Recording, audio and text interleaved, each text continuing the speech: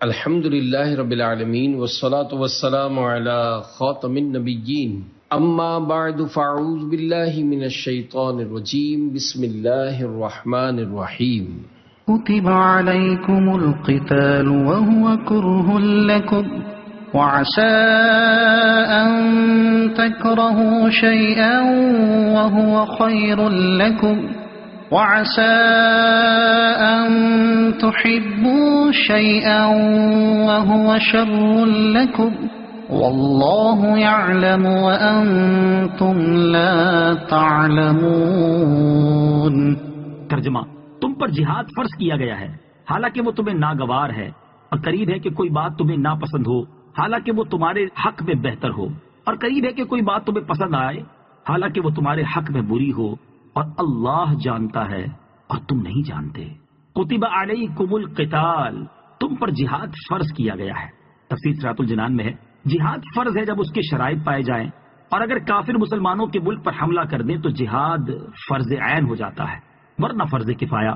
فرمایا گیا کہ تم پر جہاد فرض کیا گیا اگرچہ کہ تمہیں طبعی اعتبار سے ناگوار ہے اور تمہارے اوپر شاق ہے، لیکن تمہیں طبعی طور پر کوئی چیز ناگوار ہونا اس بات کی علامت نہیں کہ وہ چیز ناپسندیدہ اور نقصان دہ ہے۔ جیسے کڑوی دوائی، انجیکشن اور آپریشن طبعی طور پر ناپسند ہوتے ہیں لیکن نقصان دہ نہیں بلکہ نہایت فائدہ مند ہیں، یوں ہی کسی چیز کا تمہیں پسند ہونا اس بات کی دلیل نہیں کہ وہ اچھی اور مفید ہے۔ بچے کو پڑھائی کی جگہ ہر وقت کھیلتے رہنا پسند ہوتا ہے، شوگر کے مریض کو مٹھائی پسند ہو تو اس کا یہ مطلب نہیں یہ چیزیں اس کے لیے مفید بھی ہیں بلکہ نقصان دہ ہیں۔ لہٰذا اے مسلمانوں، اچھا یا برا ہونے کا مدار اپنی سوچ پر نہ رکھو بلکہ اللہ تعالیٰ کے حکم پر رکھو۔ اللہ تعالیٰ نے جس چیز کا حکم دیا وہ بہرحال ہمارے لیے بہتر ہے، اور جس سے منع فرمایا وہ بہرحال ہمارے لیے بہتر نہیں ہے۔ اسی سے ملتا جلتا مضمون سورہ نساء آیت نمبر 19 میں بھی ہے۔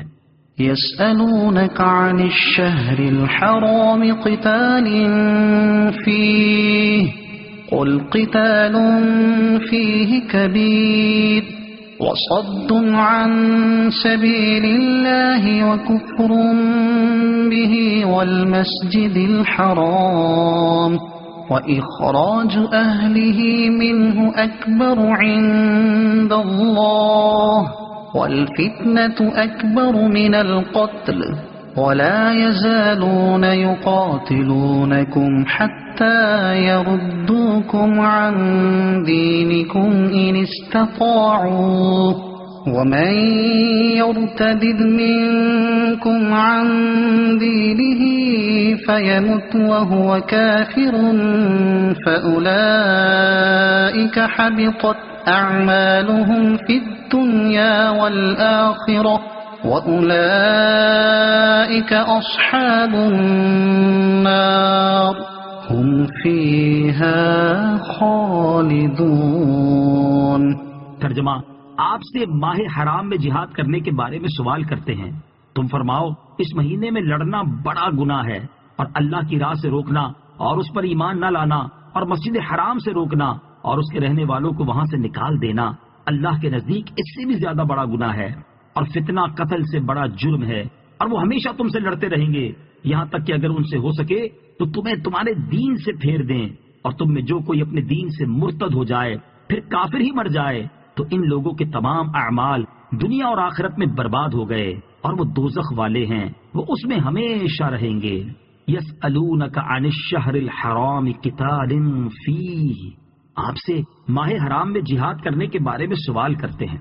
شان نزول: نبی کریم صلی اللہ تعالیٰ علیہ وسلم نے حضرت عبداللہ بن جحش رضی اللہ تعالیٰ عنہ کی سرکردگی میں مجاہدین کی ایک جماعت روانہ فرمائی تھی جس نے مشرکین سے جہاد کیا۔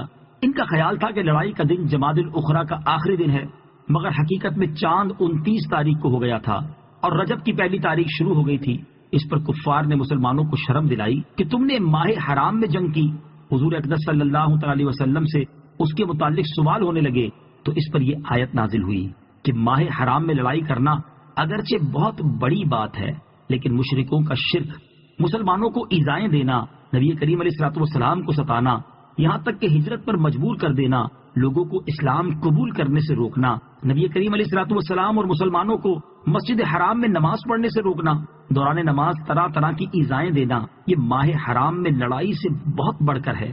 لہٰذا پہلے اپنے گریبان میں جھانک کر اپنے کرتوت دیکھ لو، پھر مسلمانوں پر اعتراض کرنا۔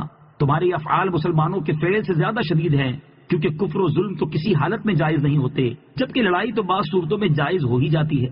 نیز مسلمانوں نے جو مائع حرام میں لڑائی کی تو وہ ان کی غلط فہمی کی وجہ سے تھی کہ چاند کی تاریخ ان پر مشکوک ہو گئی، لیکن کفار کا کفر اور مسلمانوں کو ایذائیں تو کوئی قابل شک فعل نہیں، یہ تو واضح طور پر ظلم و سرکشی تھی۔ یاد رہے کہ حرمت والے مہینوں میں جنگ کی ممانعت کا حکم سورہ توبہ آیت نمبر 5 سے منسوخ ہے۔ آیت یسألونک عن الشہر الحرام سے حاصل ہونے والے نکات۔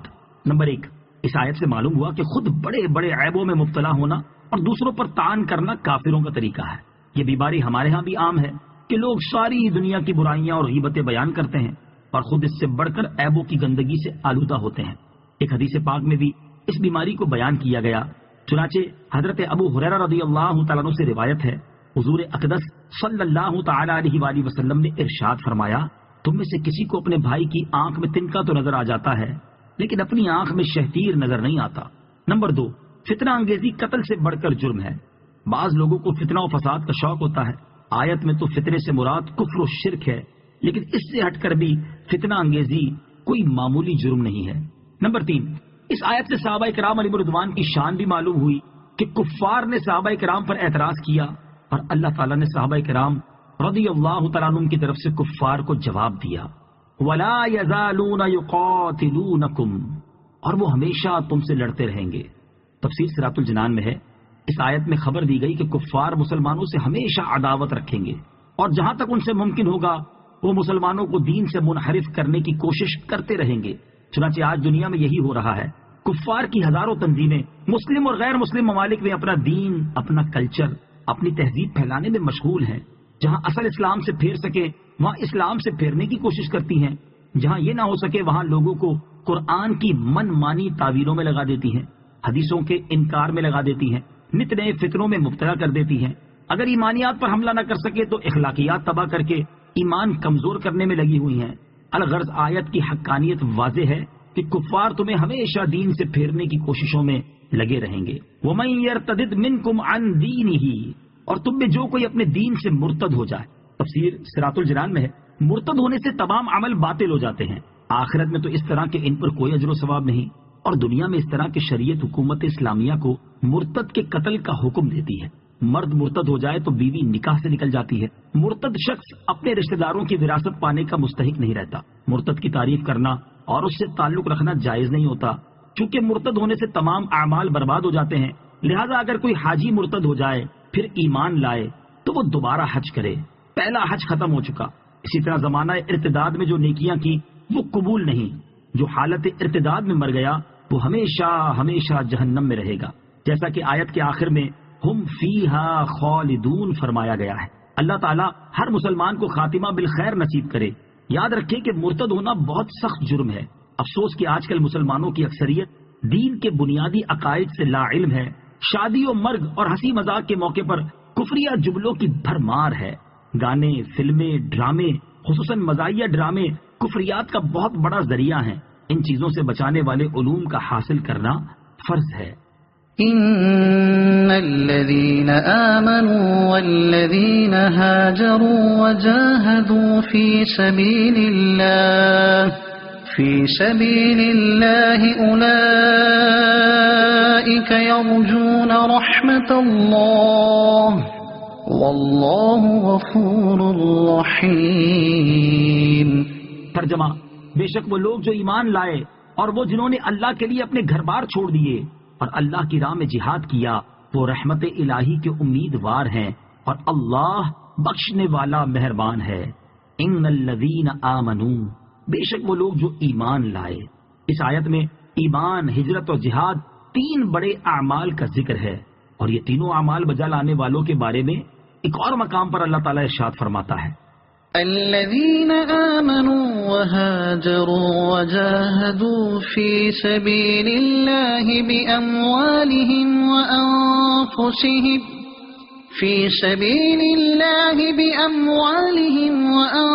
وأنفسهم أعظم درجة عند الله وَأُولَئِكَ هُمُ الْفَائِزُونَ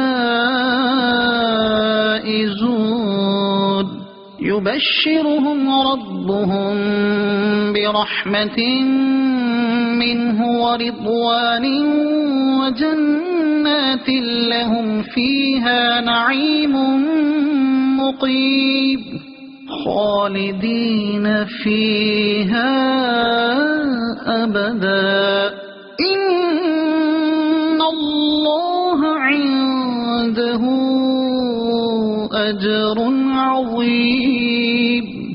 ترجمہ: وہ جنہوں نے ایمان قبول کیا اور ہجرت کی اور اپنے مالوں اور اپنی جانوں کے ساتھ اللہ کی راہ میں جہاد کیا، اللہ کے نزدیک ان کا بہت بڑا درجہ ہے، اور وہی لوگ کامیاب ہونے والے ہیں۔ ان کا رب انہیں اپنی رحمت اور خوشنودی اور جنتوں کی بشارت دیتا ہے۔ ان کے لیے ان باغوں میں دائمی نعمتیں ہیں، وہ ہمیشہ ہمیشہ ان جنتوں میں رہیں گے۔ بے شک اللہ کے پاس بہت بڑا اجر ہے۔ اولئک یرجون رحمت اللہ، وہ رحمت الہی کے امیدوار ہیں۔ تفسیر صراط الجنان میں ہے۔ اس سے معلوم ہوا کہ عمل کرنے سے اللہ تعالیٰ پر اجر دینا واجب نہیں ہو جاتا، بلکہ ثواب دینا محض اللہ تعالیٰ کا فضل ہے۔ صدق اللہ العظیم۔